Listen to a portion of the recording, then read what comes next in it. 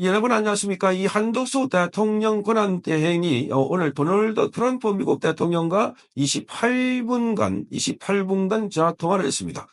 자, 오늘 서울 청사 집무실에서 오후 9시 3분쯤에 트럼프 대통령과 통화를 시작해서 9시 31분쯤에 종료가 됐다고 국무총리실이 밝혔습니다. 자, 지난 1월 20일, 1월 22일 트럼프 2기 행정부가 출범한 이후에 한미 정상 간의 직접 소통이 이루어진 것은 이번이 처음입니다.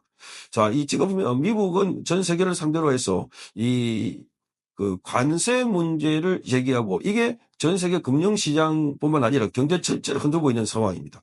자, 이 한덕수 총리가 그동안 직무가 정지되어 있어가지고 트럼프 대통령과 소통을 못했는데, 자, 그래서 한덕수 총리와 소통을 함으로 해서 오늘 이 중요한 문제들이 다 다뤄지실 것으로 이렇게 보입니다. 자, 트럼프 대통령은 탄생 직후에 윤석열 전 대통령과 지난해 11월 7일 12분 동안 통화를 했습니다. 그리고 한미일 협력과 한미 동맹, 그리고 북한의 우크라이나 전쟁 상황과 양국 간의 조선 협력전에 대해서 논의를 했습니다. 당시 트럼프 대통령은 윤석열 대통령과 빠른 시일 안에 회동하기로 했습니다. 그러니까 만나기로 했는데 윤석열 대통령이 비상계엄과 관련해서 이 탄핵이 되고 그래서 한미 정상 간의 소통은 중단이 됐던 것이었습니다.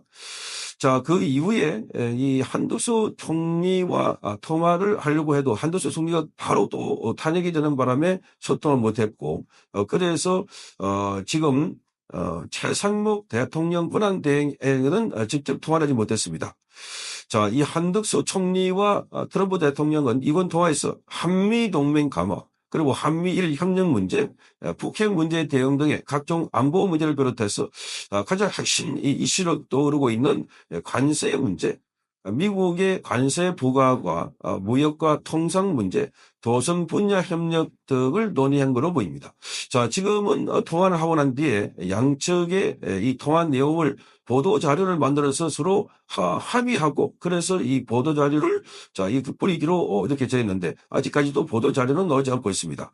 자, 그러면 이 보도 자료 내용 가운데 관세 문제, 우리나라도 25% 관세를 부과한다고 했는데 그런데 앞으로 그 25%를 기준으로 해서 우리나라와 미국의 협상을 해가지고 관세폭을 줄이는 문제가 있습니다.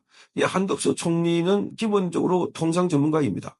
통상교섭 본부장도 했고 중위대사도 했고 그래서 내용을 너무나 잘 알고 있기 때문에 그래서 이 건관해서 충분히 통화를 했을 것이다. 지난번에 윤석열 대통령은 12분 동안 통화를 했는데 한덕수 대통령 권한대행은 28분 동안 통화를 했다는 거. 자, 핵심만 이야기하고 또 중간중간에 본인이 직접 영어로 통화를 했다고 합니다. 영어로.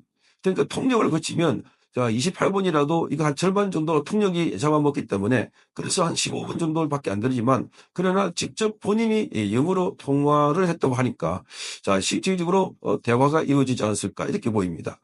자, 그동안 대한민국에 이렇게 정치적으로 굉장히 불안정한 상황에서 이 탄핵을 계속하고 있는 바람에 그러니까 한덕수 총리, 그 다음에 최상무 대통령 권한 대행까지 탄핵이 지금 그는 발의되어 있는 상황입니다.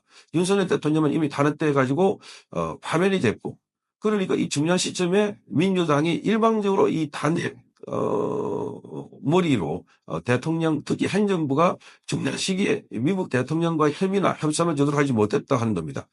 자, 그런데 오늘 저녁에 이 통화를 함으로 해서 기본적으로 물꼬를 트여놨고 그래서 대화와 협상의 채널에다가 거기고 지금 한참 이슈가 되고 있는 이 무역과 관련해서 관세 문제를 협의했을 것으로 보입니다. 관세 문제. 자, 이 관세 문제가 전 세계적으로 이슈가 되고 있고, 뭐 중국은 기본적으로 관세를 우리보다 훨씬 더 많이 무는 데다가 거기다 중국이 보복 관세를 하겠다고 하니까 그러면 또다시 미국은 거기다가 30% 이상의 관세를 추가로 부과하겠다.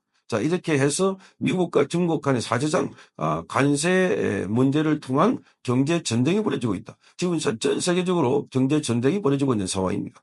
자, 관세 문제. 우리는 자동차, 조선 등등에서 수출도 하고 또 수입도 하는 이런 상황에서 반도체 특히나 민감한 문제들인데 여기에 관세 문제가 핵심으로 되지 않을까 이렇게 보입니다. 자, 오늘 한덕수 총리 그 전문가가 직접 트럼프 대통령하고 통화를 했기 때문에 그 문제 해결에 이 물꼬를 터놨다 하는 점에서는 굉장히 의미 있는 그런 통화가 될 거로 보입니다. 그 외에도 지금 주한 미군이라든지 안보 문제, 지금 중국으로부터 많은 그 위협 또는 중국 관련해서 스파이, 간첩으로 보이는 자들이 우리 무기나 또는 이 기지를 잘 해석하는 이런 문제들, 이런 문제들도 앞으로 우려될 대목들입니다.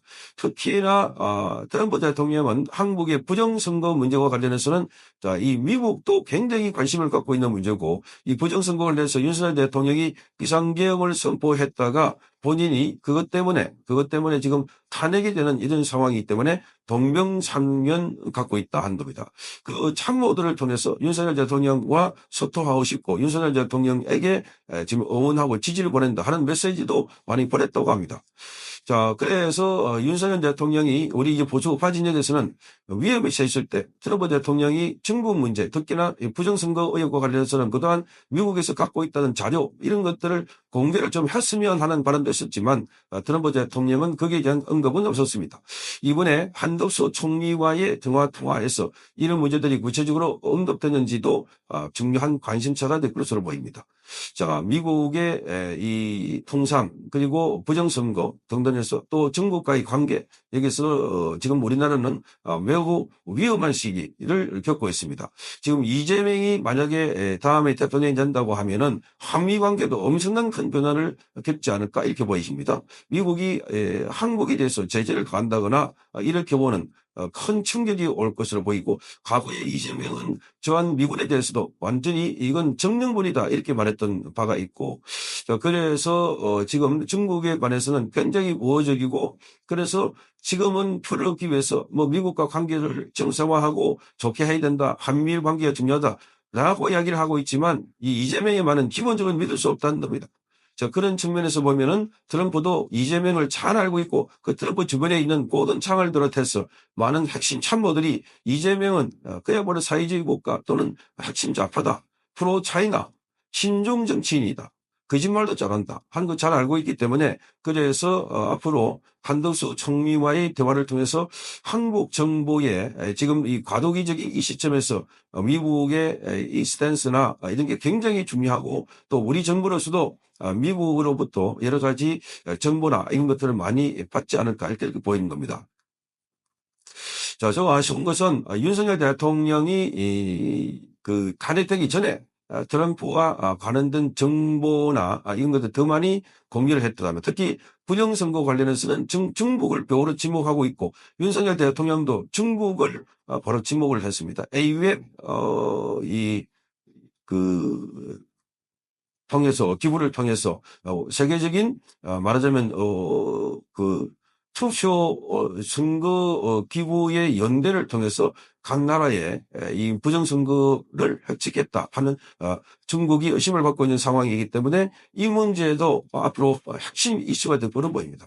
미국도 한국과 관련해서 많은 정보를 갖고 있고 또 그리고 지난번에 여러 가지 뭐 보도가 된 이 내용 가운데도 상당 부분 미국이 정보를 갖고 있는 부분이 공개가 되면 한국 정치나 현안에서도 적지 않은 파장이 일 것으로 보여서 앞으로 트럼프의 입을 통해서도 한국 정치 정세가 엄청나게 큰 요동을 칠 것으로 이렇게 보이십니다.